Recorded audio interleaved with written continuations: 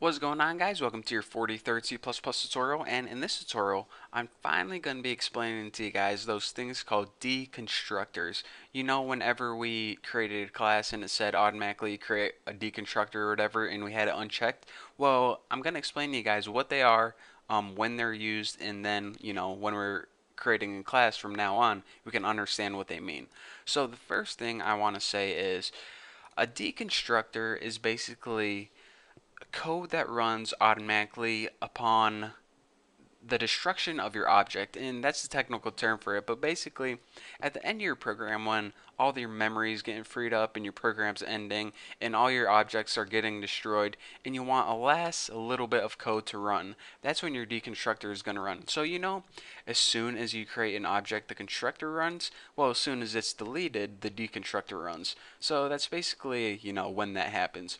So let's go ahead and first, before we even start talking about a deconstructor, let's go ahead and type some code into our constructor, like cout I am the constructor, and make sure you spell it wrong, and then end that line.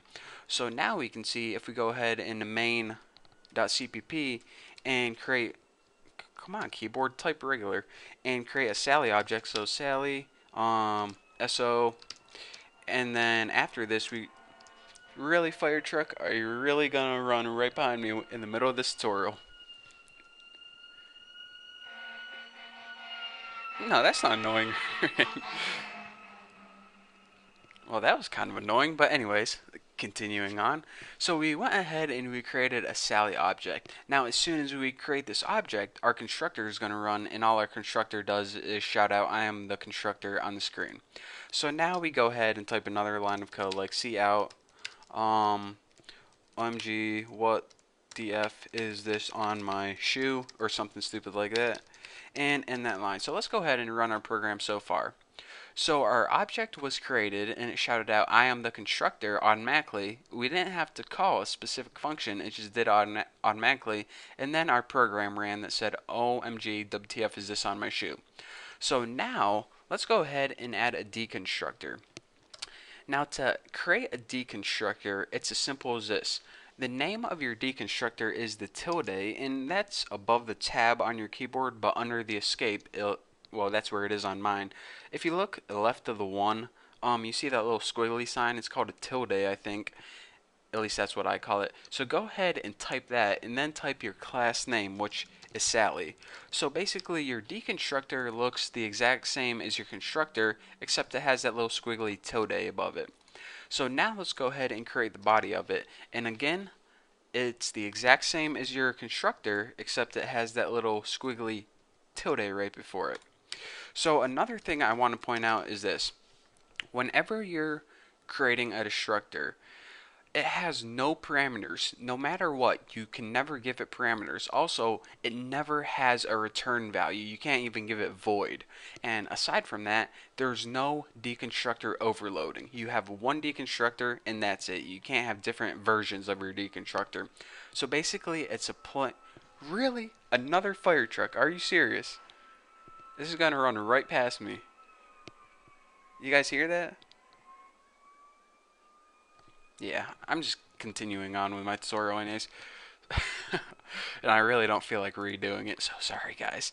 So basically, whenever your object is first created, your constructor is going to run.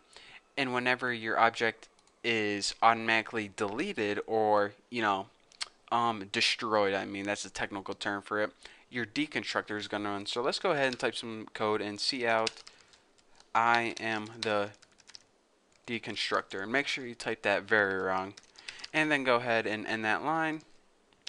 And let's go ahead and take a look at our main, and I'll explain to you guys what's going on. Our first line of code, we created a Sally object. So right after it, right around here, our constructor is going to get called, and our constructor shouts out I am the constructor. So then after this, it goes ahead and it runs the program. OMG WTF is this on my shoe. So the next line of code is going to be this, excuse me. Now, after this line of code is running, it's going to see that it got to the end of the program. Whenever it gets to the end of your program, C++ automatically destroys all your objects. So by default, automatically it's going to call your deconstructor for this object right here. So let's go ahead and build and run this and see what happens. I am the constructor, OMG, WTF is this on my shoe, and I am the deconstructor. So as you can see, it automatically called the deconstructor and constructor for us. So another thing I want to point out is when your program is finished running, that's when your deconstructor is going to get called. So again, your constructor and your deconstructor, you don't have to explicitly call them like you would another function inside your class. They get called automatically. And again, remember, whenever you're creating your constructor, it's basically a duplicate of the constructor, except you need a little tilde right there. And unlike a constructor, you can't overload it, it can't have parameters, it can't have a return value, and make sure you don't even put void as the return value. It's basically a dumbed down, very simple function. So that's the very basics of a constructor and a deconstructor, and later on I'm going to be showing you guys why a deconstructor is useful other than just printing out stuff on the screen. But for now, just understand the concept, and I'm going to go ahead and help these fire trucks put out a fire, so hopefully in the next tutorial they will stop running past me. But for now, thank you guys for watching, don't forget to subscribe, and I'll see you guys in the next video.